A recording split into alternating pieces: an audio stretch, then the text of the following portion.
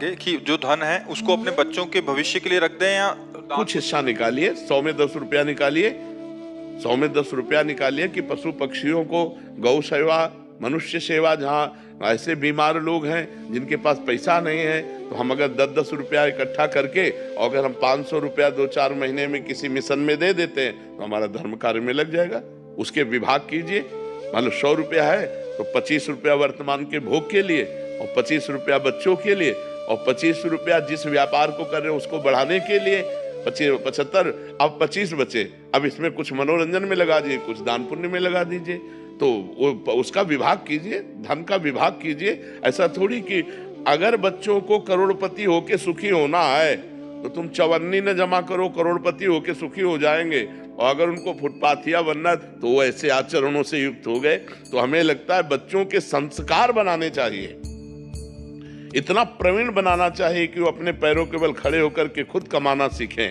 Bank balance खास बात नहीं है, बच्चों के लिए बैंक बैलेंस खास बात नहीं, वो प्रमादी बना देगा। बच्चों को जरूरी है कि उनको इतना, भले कुछ नहीं आता तो लेबरी करो, तुम्हें कुछ नहीं आता एक साइकिल सुधारना सीखो, कुछ कर्तव्य करना सीखो। यह नहीं है कि हम रईस है, नहीं, छोटा से छोटा काम बच्चों को सिखाना चाहिए कि कल की परिस्थिति यदि ऐसी आवे तो तुम प्रवीण होकर भोजन पा सको। बैंक बैलेंस के सहारे तुम प्रमादी या अभिमानी मत बनो। कुछ हिस्सा पिता ने जैसे हमको प्रॉपर्टी दी है ऐसे हम अपने बच्चों को दें, हमारा कर्तव्य है। ऐसे वो बात तो ठीक है, लेकिन बच्चों की यदि उन्नति चाहते हो तो संस्कार उनमें बनाओ, उनमें आध्यात्मिक संस्कार बनाओ, उनमें मानवता भरो, उनमें सद्गुण भरो, तभी वो सुखी रहेंगे। नहीं तो देखो, एक गलती की आजीवन जेल, क्या करेगा तुम्हारा बैंक बैलेंस? बच्चे ने एक गलती कर दी, आजीवन कारावास, अब तुम्हारा बैंक बैलेंस, तुम्हारी पढ़ाई लिखाई सब करवाई बेकार हो गई ना। उनमें संस्कार भरो, उनमें सद्गुण भरो, उनमें परोपकार की भावना बनाओ, जिससे वो हिंसा, व्यभिचार, व्यसन से मुक्त होकर वो अब मंगलमय जीवन जिए। पलक अरोड़ा जी, दिल्ली से। जय श्री राधे। महाराज जी, आपके चरणों में कोटि कोटि प्रणाम। महाराज जी, एक समस्या है। शुरुआत में नाम जप का आनंद मिल रहा था और भाव में रोना भी आता था। कुछ समय से नाम कम होने लग गया है और मन भोगों की तरफ आकर्षित होता है। निर्णय नहीं ले पा रहा हूँ कि कोई अपराध बन गया है या बैटरी डाउन हो गई है। महाराज जी, मेरा मार्गदर्शन। ऐसा नहीं होता, 3 गुणों का प्रभाव है। जब सतोगुण की वृद्धि होती है तो भजन में रुचि होती है, जब रजोगुण की वृद्धि होती है तब भोगों में रुचि होती है, जब तमोगुण की वृद्धि होती है तो निद्रा, आलस्य, प्रमाद की रुचि होती है। तो इस समय आपका खान पान, व्यवहार, मिलना जुलना, रजोगुण अधिक हो गया, सतोगुण दब गया, तो रजोगुण की वृत्ति भोग प्रवृत्ति, भोगों की तरफ प्रवृत्ति जाना, भजन में रुचि न रहना, बाहरी बहिर्मुख बने रहना, ये रजोगुण का लक्षण है। तो सतोगुण में आओ, बाजार की चीजें खाना बंद करो, जो बाजार के भोजन बने हुए हैं उनको पाना बंद करो, रजोगुणी टीवी दृश्य देखना बंद करो, रजोगुणी लोगों से मिलना, तो नाम जप करते हुए उनमें भगवत भावना करते हुए, तो हम सतोगुण का पहले संग्रह करें, तो सतोगुण से फिर हम त्रिगुणातीत हो सकते हैं। पहले सतोगुण के द्वारा रजोगुण तमोगुण का त्याग करें, और जब निरंतर सतोगुण में स्थिति बनी रहेगी तो फिर हम सतोगुण के द्वारा त्रिगुणातीत हों। भगवदा आनंद, एक रस आनंद त्रिगुणातीत होता है। समाधि त्रिगुणातीत पुरुष की लगती है। पहले हम अपने मन को बार बार रजोगुण से जो विक्षिप्त हो रहा है उसको बचाए, रजोगुण से बचाए। सात्विक, अल्पाहार, अर्धच्छा लाभ संतुष्टो, द्वंद्वातीतो विमत्सरा, जैसी भी स्थिति उसमें हम संतुष्ट हैं। मान अपमान में, लाभ हानि में, दुख सुख में समान भाव है। विमत्सरा, किसी से ईर्ष्या नहीं है, और निरंतर नाम जब चल रहा है, खान पान बड़ा पवित्र है, तब कहीं हमारा भजन परिपक्व होता है। अब जब मन आया भोग भोग लिए, जब मन आया। मोबाइल से हम उपदेश ग्रहण कर सकते हैं, हमारा कल्याण का मार्ग प्रशस्त हो सकता है, लेकिन हमें परमाणु नहीं मिल सकते। परमाणु तो फेस टू फेस ही मिलते हैं। अब जैसे आप देख रहे हो, आप बैठे इस वातावरण में, तो जो भजन के परमाणु हैं, जो भागवतिक परमाणु हैं, जो धाम के परमाणु हैं, वो आपके अमंगल का नाश कर रहे हैं और आपके दिमाग में बैठकर पवित्रता का विस्तार कर रहे हैं। ये मोबाइल से तो नहीं होगा ना। वो तो प्रगट में तो अब कितने दिन भगवान को रखना है ये हमको भी नहीं पता है। हाँ, आपको ही नहीं, लाखों लोगों का ऐसा प्रश्न है। लाखों, कई लोग तो रो के बोले ऐसा। और आपका जैसा प्रश्न है ऐसा हमारा भी प्रश्न है कि हम अपने गुरुदेव से संचलित हैं। अगर कल मुझे पता चले कि मेरे गुरुदेव अंतर्ध्यान हो गए तो जैसे प्राण निकल गए ऐसा शरीर रह जाए, फिर क्या रह जाए। गुरुदेव बैठे हैं तो इतना साहस है कि हमारे गुरुदेव है ना, तो गुरुदेव एक बल है, गुरु एक तपस्या भजन उसका बल है। अगर वो मान लो ये तो आपकी श्रद्धा से हो रहा है, और अगर वो संकल्प कर ले, मान लो आप श्रद्धावान हो रहे तो आपकी बैटरी चार्ज हो रही, और अगर वो अपनी तरफ से संकल्प करके आपको दे दें तो आप तो महाबलशाली हो जाएंगे।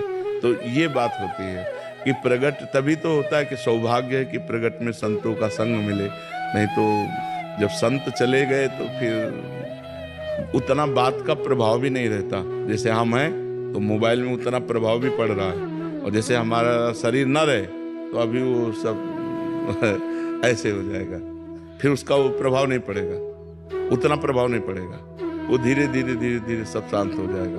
तो प्रगट में जब तक संत रहते तब तक को इतना धैर्य रखना चाहिए कि डॉक्टर कोई भगवान नहीं कि वो ठीक ही कर देगा, वो अपना प्रयास करेगा। अब वो नहीं ठीक होता है, वो मर जाता है, तो उसका भी तो भाग्य है, उसका भी तो प्रारब्ध है। हाँ, डॉक्टर को कमी नहीं रखनी चाहिए, अपनी योग्यता भर पूरा प्रयोग करना चाहिए अपनी डॉक्टरी का, और फिर इसके बाद जो फल आता है वो उसके भाग्य की बात है। उसमें डॉक्टर क्या करे? अब उस डॉक्टर को लड़ो और मारो कि तुमने ऐसा नहीं, ऐसा नहीं।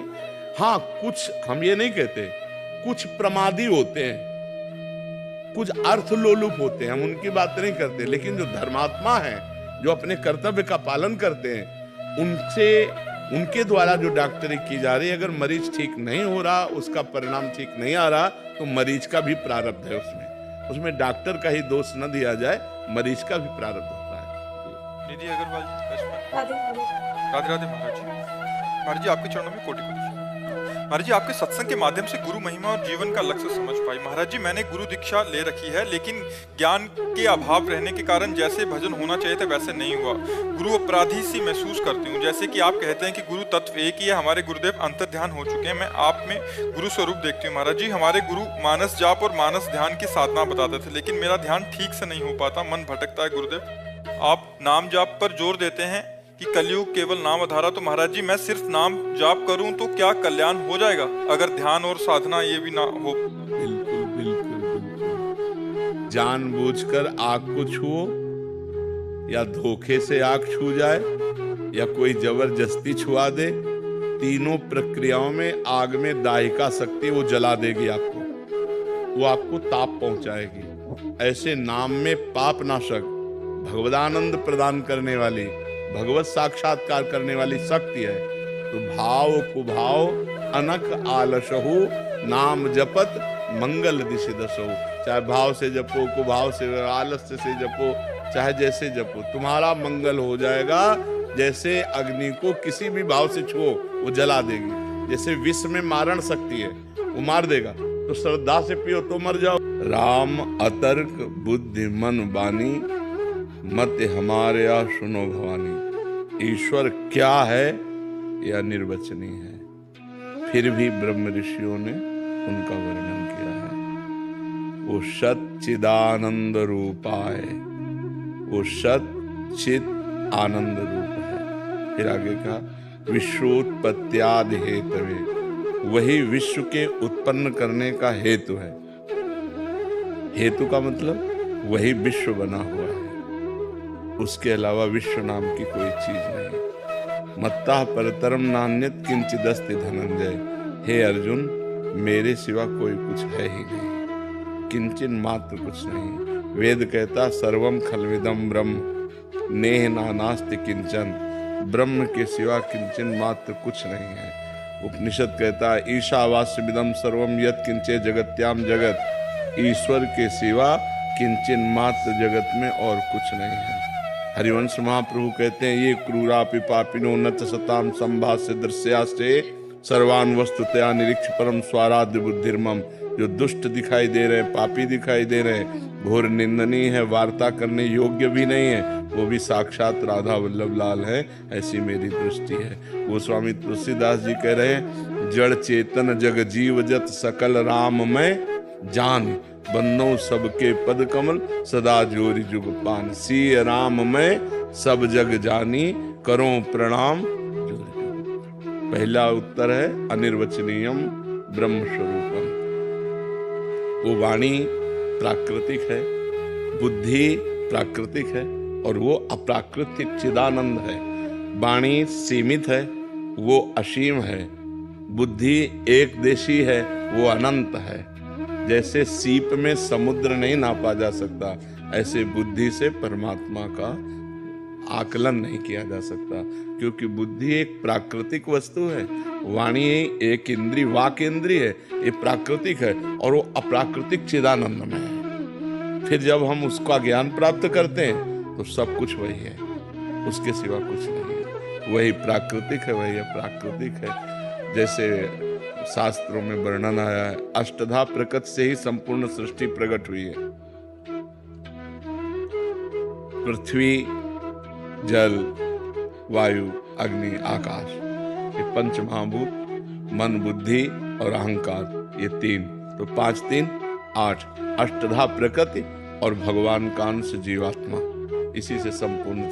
तो भगवान का अंश भी भगवान स्वरूप है, और अष्टधा प्रकृति भी भगवत स्वरूप है। जब लौट के देखो तो सब भगवान ही है। पर जब हमें जानना होता है तो 2 पद्धतियां स्वीकार करते हैं, एक है और एक नहीं है। उपनिषदों में, शास्त्रों में वर्णन है, जैसे ब्रह्म सत्यम जगन मिथ्या, ये सिद्धांत से चलते हैं। और जब पहुंच जाते हैं तो वहां से देखते हैं तो सर्वम खलमिदम ब्रह्म, कुछ मिथ्या नहीं, सब वही परमात्मा बना हुआ है, दूसरा कोई नहीं। समझ में आ रही बात आपको? नीलेश जी गुजरात से। राधे राधे राधे राधे महाराज जी। महाराज जी, अभिमान और स्वाभिमान में महाराज जी थोड़ा सा अंतर समझने का प्रयास कर रहे थे। अभिमान यानी अहंकार तो मनुष्य को का पतन करता है, मगर स्वाभिमान को भी क्या छोड़ना जरूरी है? आप स्वाभिमान किसे कहते हैं? वो अहंकार ही तो है। आप स्व को क्या जानते हैं? नहीं, स्व को कहाँ जाना आपने? शंकर सहज स्व रूप सम्हारा, लागी समाधि अखंड अपारा। स्व वो आत्मा से संबंधित है। शंकर सहज स्व अभिमान, स्व रूप, ये परम पवित्र है। लेकिन आप स्वाभिमान नहीं करते, आप अभिमान करते हैं विद्या का, अपनी चतुराई का, अपनी वस्तु का, अपनी नाना प्रकार के संबंधों का, ये सब अभिमान, स्वाभिमान। जाति का अभिमान, कुल का अभिमान, ये सब अभिमान है, स्वाभिमान नहीं। स्वाभिमान तो मैं प्रभु का हूँ या मैं ब्रह्म हूँ, शुद्ध परमात्म तत्व से संबंधित है। तो जो लोग ये कह देते हैं कि अभिमान तो नहीं करना चाहिए, अरे स्वाभिमान, फिर तो उनसे पूछो स्वाभिमान किसे कह रहे हो? तो वो अपनी जाति को ले लेते हैं, कुल को ले लेते हैं, विद्या को ले लेते हैं, धन को ले लेते हैं, पद को ले लेते हैं, इसी को तो अभिमान कहते हैं। विद्या रूप महत्व कुल धन जौबन अभिमान, ये सब इसी अभिमान के अंतर्गत तो आते। स्वाभिमान, मैं भगवान का हूँ, मैं प्रभु का अंश हूँ, अभी आत्म तत्व से जुड़ गया, या मैं ब्रह्म हूँ, अब ये परम पवित्र है, इसको कोई मिटा नहीं सकता। और जब इसका अनुभव होता है तो जो मेरे अंदर है वही सबके अंदर है। तो राग द्वेष हो ही नहीं सकता, लड़ाई झगड़ा हो ही नहीं सकता।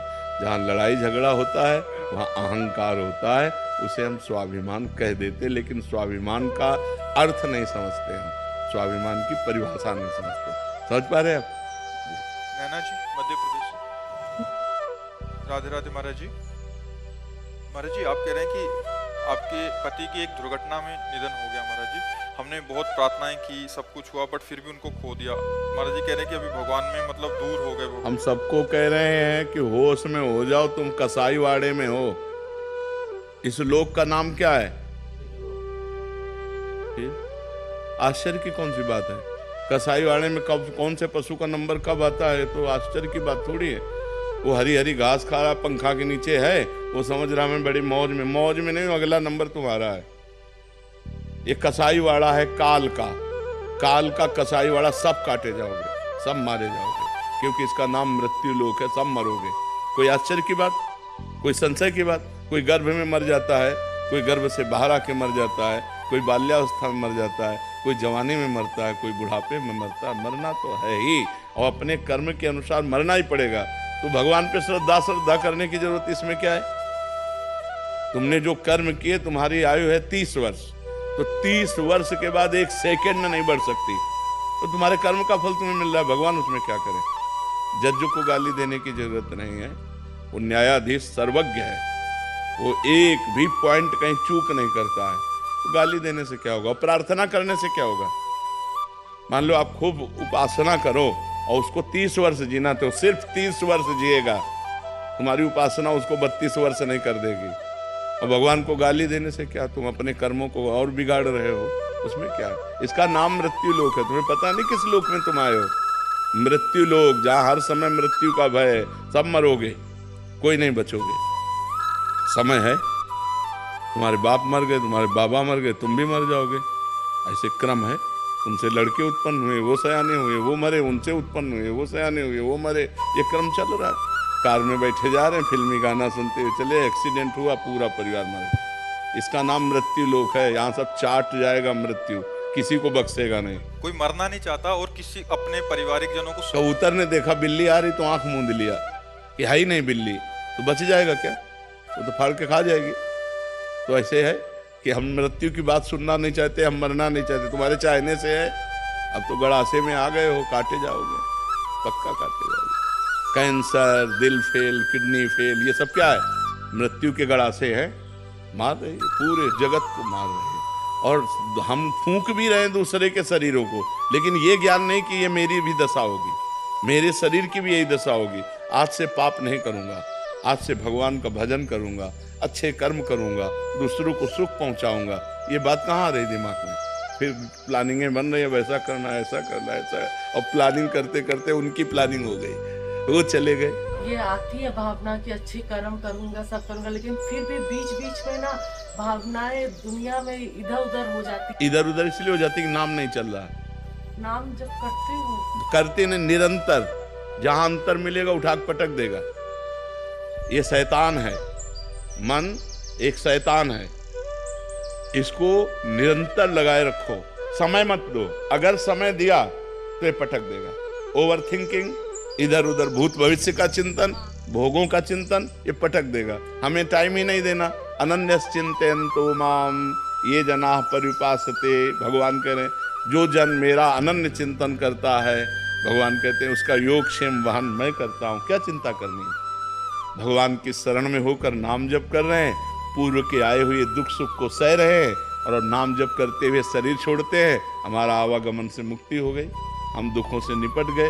तो नाम जप निरंतर, अंतर ना पड़ने पावे, मन को समय ना मिलने पावे, इतना नाम जप हम करें, तब हमारा मनुष्य जीवन सार्थक होगा। महाराज जी, जो मृत्यु वाला प्रसंग चल रहा था, महाराज जी, इस दशा में हम कैसे फिर अपने आप को संभाल पाएंगे? नाम जप, केवल नाम जप, केवल नाम जप। आप देखो तो हम भगवान के नाम के बल से हैं, उसी की गर्जना की हम तुम्हें बता रहे, भगवान के नाम के बल से है। आप लोग क्या है? अपना बल रखते हैं, भगवान का बल नहीं है, भगवान का चिंतन का बल नहीं है, अपनी मानसिकता का बल है, अपनी कमाई का बल है। हम कितना कर सकते हैं? हम एक बहुत सीमित शक्ति वाले हैं, हमको असीम शक्ति से जुड़ना होगा, तब हमारी कामनाएं पूर्ण होंगी, तब हमारी बात बनेगी। और असीम शक्ति से जुड़ने के लिए पाप आचरण छोड़ना होगा, वो छोड़ नहीं पा रहे हैं। इसीलिए बार बार सुन के भी हम समझ के भी नहीं समझ पा रहे और हम फिर गिर जाते हैं। तो हाँ, इसको हमको संभालना होगा। पापाचरण बंद करके नाम जप करो, सब ठीक हो जाएगा, पक्का समझो। अपनी दिनचर्या, अपना जो कार्य है उस पर हम लगे हैं। हम ये बहाना नहीं मारते। अगर हम ये कह दें कि हम बीमार हैं, सब लोग जानते हैं, अब हम नहीं आ पाएंगे, तो इनका बस नहीं कि हमें बुला सके, क्यों भाई बीमार हैं, हम परेशान हैं। लेकिन नहीं, हम इनके आगे तैयार होने की कोशिश करते हैं कि अगर ये आधा घंटा बाद हमसे उठे, हम इनसे पहले उठें। हम अगर आगे अग्रिम है तो हम अग्रिम, हर सेवा अग्रिम करें। तो अपने लोग निराश हो जाते हैं, हताश हो जाते हैं, उदास हो जाते हैं। नहीं, नाम बल नहीं है, इसलिए हम हताश, निराश, उदास हो जाते हैं। नाम बल हो तो रौंदते चले जाओगे, आप हर परिस्थिति को रौंद दोगे। आप देखो तो, नाम जप करके देखो तो, खूब अधिक से अधिक नाम जप करो, फिर आप देखो